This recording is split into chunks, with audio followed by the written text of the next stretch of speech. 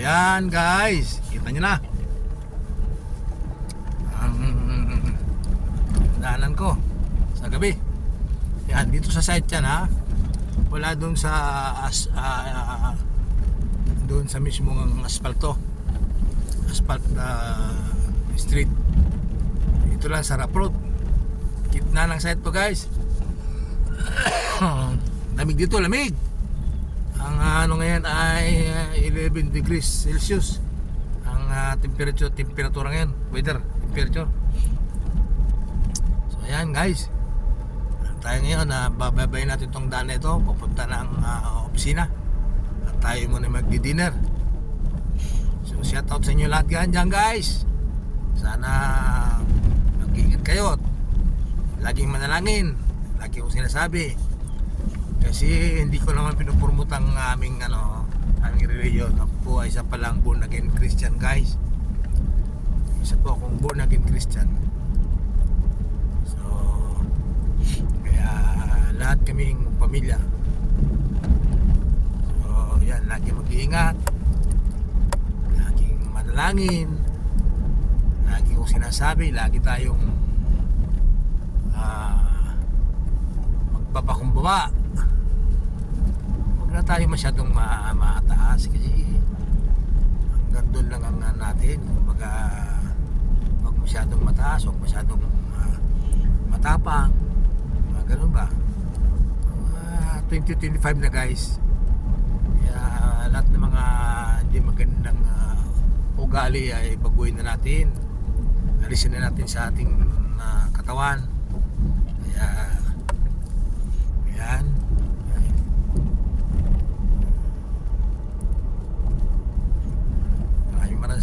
Maraming salamat ulit sa panood. Ano?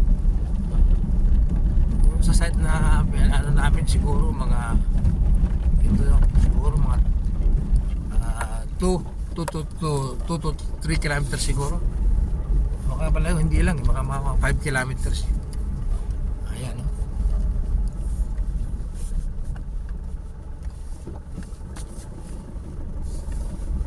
Ayan. Madilim. Yan yung yun ang highway guys.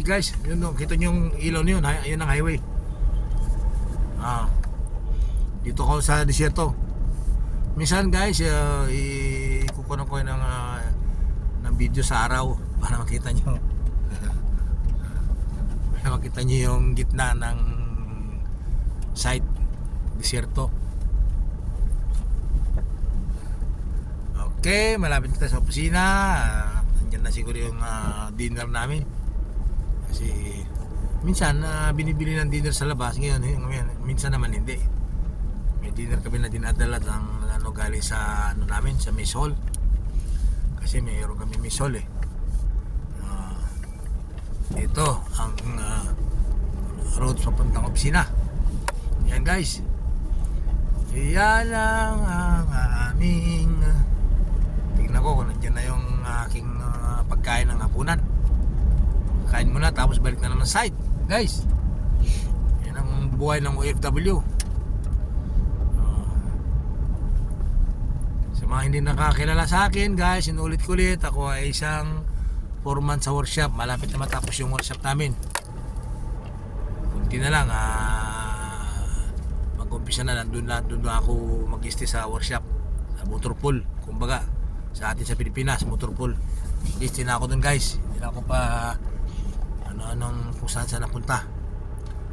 Okay, dito na guys ang aming station, office station. Dito na. Ito nga ambulansya namin yan ang ambulansya namin nakaparking na.